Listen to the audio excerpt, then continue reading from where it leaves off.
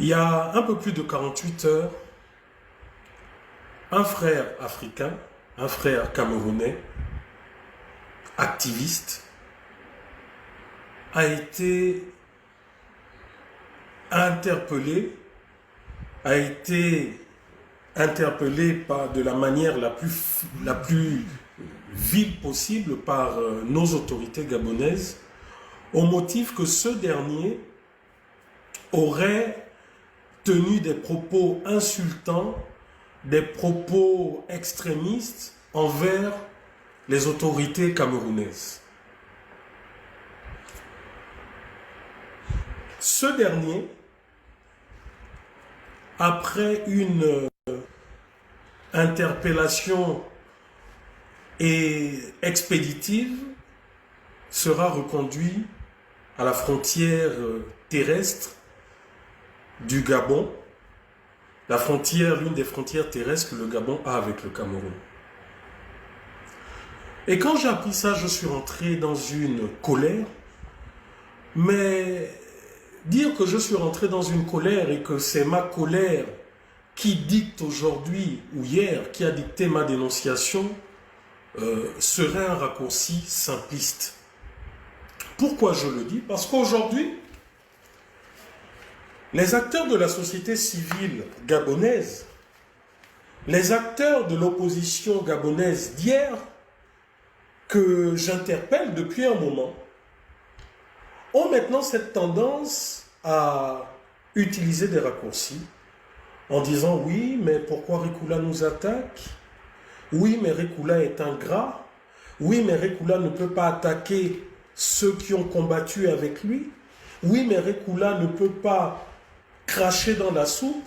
Oui, mais si Rikoula aujourd'hui a pu fuir la dictature, a pu sortir des griffes de la dictature des Bongo, c'est grâce à nous, c'est grâce à la société civile. » Vous savez, lorsqu'on veut tuer son chien, on l'accuse de tous les maux. Jamais je n'ai fait de sortie pour attaquer une personne en particulier. Jamais je n'ai fait de sortie pour discréditer la société civile, pour discréditer un homme politique gabonais, quel qu'il soit, jamais.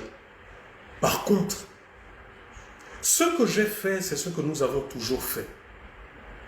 Nous avons toujours, du temps d'Ali, interpellé les uns et les autres quant à leur manière de faire.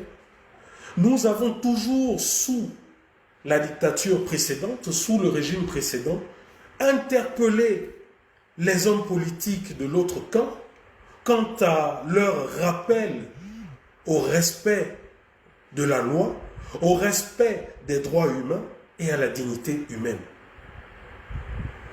Aujourd'hui, ce n'est pas moi, Rikoula, qui le dit, parce que vous êtes des milliers de Gabonais à l'exprimer depuis un bon moment sur les différentes pages des différents acteurs politiques gabonais, sur les différentes pages de communication des acteurs civiques gabonais.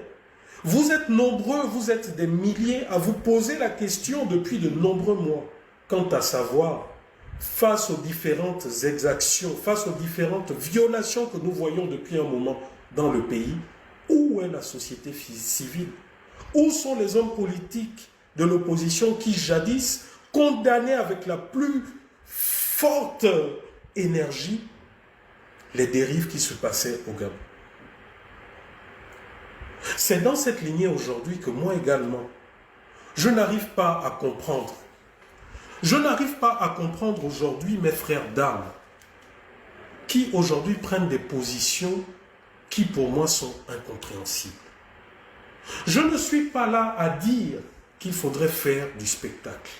Je ne suis pas là à dire que, comme hier, les acteurs civiques et les acteurs politiques devraient, je ne sais pas, faire des lives, devraient faire du tapage. Ce n'est pas ce que je dis. Mais ce que je dis, c'est qu'aujourd'hui, vous êtes nombreux à avoir été, d'une certaine manière, cooptés, recrutés par les nouvelles autorités putschistes du Gabon.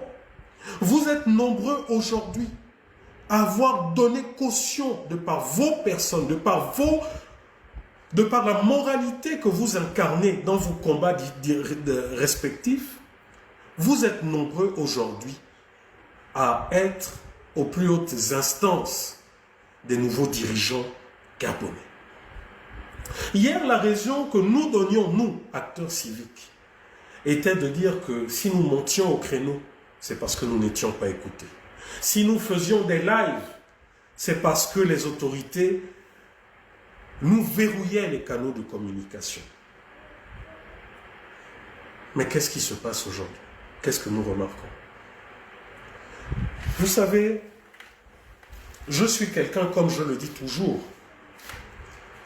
je suis quelqu'un qui réfléchit avant d'agir, bien que certains pensent que j'agis sous l'effet de l'émotion. J'ai dit à quelqu'un aujourd'hui que quelqu'un qui est émotif, c'est quelqu'un qui va dans tous les sens. Quelqu'un qui est émotif, c'est quelqu'un qui est incapable de justifier ses prises de position. C'est quelqu'un qui est incapable de tenir un argumentaire structuré.